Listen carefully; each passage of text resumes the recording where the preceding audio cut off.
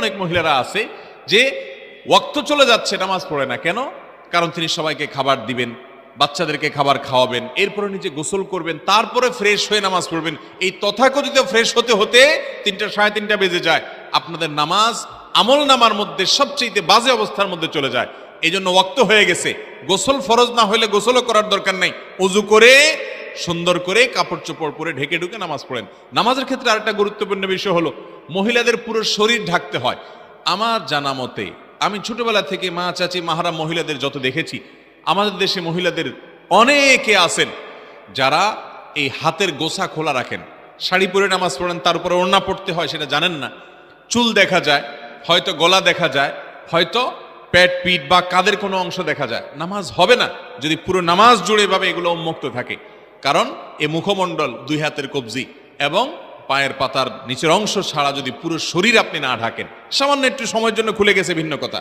এই জন্য নামাজের ক্ষেত্রে 3টা গুরুত্বপূর্ণ দিক বললাম। এক হলো সময় হলে কাজ শেষ করে নামাজ পড়বো এটা না, গোসল করে নামাজ পড়বো এটা না, গোসল ফরজ না হলে ওযু করে ওয়াক্ত হয়ে গেছে সব পরে আগে নামাজটা পড়বেন। দ্বিতীয়ত নামাজটা ধীরে ধীরে পড়বেন, আস্তে আস্তে পড়বেন।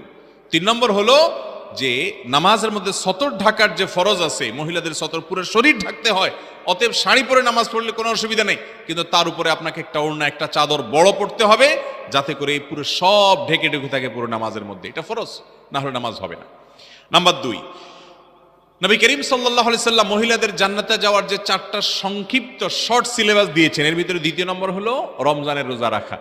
রমজানের রোজা তো আমরা রাখবো ইনশাআল্লাহ। এর পাশাপাশি আইয়াম বীজের রোজা, সোমবার বৃহস্পতিবারের রোজা, এগুলো রাখার চেষ্টা করব। মহিলাদেরকে নবী করিম সাল্লাল্লাহু আলাইহি ওয়াসাল্লাম বিশেষভাবে নসিহত করেছেন, এই জন্য তারা বিশেষ গুরুত্বের সাথে এটা রাখবেন। নাম্বার 3 হলো স্বামীর আনুগত্য করা। স্বামীর আনুগত্য করা, এটার মতো কঠিন কাজ মহিলাদের জন্য আল্লাহর জমিনে আরেকটা নাই। সব আমল মহিলারা করতে রাজি আছে, কিন্তু স্বামীর কথা শুনতে রাজি না। আমরা আবার স্বামীরা আবার এই ওয়াজ শুনতে খুব, এটা শুনতে আমাদের খুব রিল্যাক্স ফিল হয়, তাই না? এটা শুনতে খুব ভালো লাগে যে হুজুর জায়গায় আসছে এতক্ষণ পরে। হ্যাঁ, এই জায়গায় একটু ভালো করে বলেন হুজুর, কোনো কথা শুনে না বাসায়। ভাইরা আমার, আমরা সবাই আরেকজনের হাদিস শুনতে চাই, আরেকজনের মাসালা শুনতে চাই, নিজেরটা শুনতে রাজি না। আপনাদের পুরুষদেরকে পরে ধরতেছি, মহিলাদেরটা ধরা হয়ে গেছে। মহিলাদেরটা আছেন, স্বামীর আনুগত্য করতে হবে। আমি একেবারে কোনো ভূমিকা ছাড়া সোজা যদি বলি, আমার বোনরা যারা আমাকে শুনছেন বা অনলাইনে যারা শুনবেন, দেখুন আজকের দুনিয়াতে তথাকথিত ব্যক্তি স্বাধীনতার সীমানা ছাড়িয়ে মানুষকে আজ এমন একটা পর্যায়ে নিয়ে যাওয়া হয়েছে যে আমাদের পারস্পরিক